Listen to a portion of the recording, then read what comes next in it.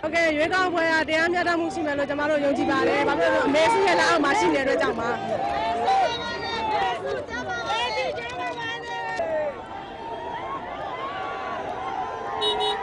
ကျွန်တော်တို့မရှိသေးတဲ့အကျိုးကျေးဇူးမရှိသေးတဲ့အခြေအေးပေါ့နော်စီးပွားရေးလူမှုရေးအစားအကုန်လုံးပြည့်ပြည့်တိုးတက်မယ်လို့ယုံကြည်ထားပါတယ်တော့ကျမတို့အဖွဲ့ချုပ်အတွက်ကျမတို့ကနေပြီးတော့မဲဆွယ်တာတဲ့ပြည်သူလူထုအတွက်လုတ်ပိုင်ခွင့်ရဖို့အတွက်မဲဆွယ်တာပါလို့လည်းကျမပြောချင်ပါတယ်ယုံကြည်ရတဲ့သတင်းမီဒီယာများနဲ့လုံခြုံရေးတွေများရေကြောင်းတွေအောင်လုပ်ပေးပါလို့ကျမတို့ကအပြောကြီးပဲမဟုတ်ဘူးအလုပ်ကလုပ်ပါတယ်ဆိုတာကိုအပြည်သူတွေသိစေချင်တော့ပါတော်တော်ပြဿနာတွေများပါပဲကျမတို့ကျောသားရင်သားခွဲမှာမဟုတ်ပါဘူးကျောသားရင်သားခွဲမဲ့အဖွဲ့မဟုတ်ပါဘူးကျမတို့ရဲ့မူဝါဒတွေကိုသဘောကျလို့ရှိရင်ကျမတို့လုပ်နေတဲ့ကိစ္စတွေကိုအားပေးခြင်းနဲ့ဆိုလို့ရှိရင်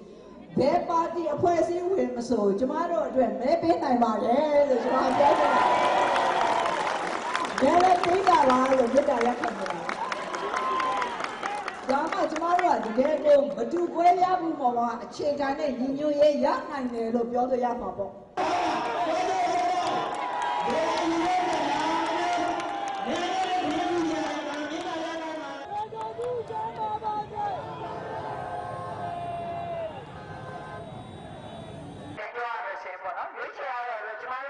အဖွဲ့ချုပ်ရဲ့အောင်နိုင်ရေးအဖွဲ့က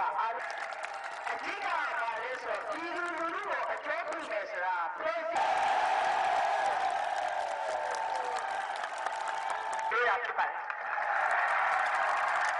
ဒီရလဲ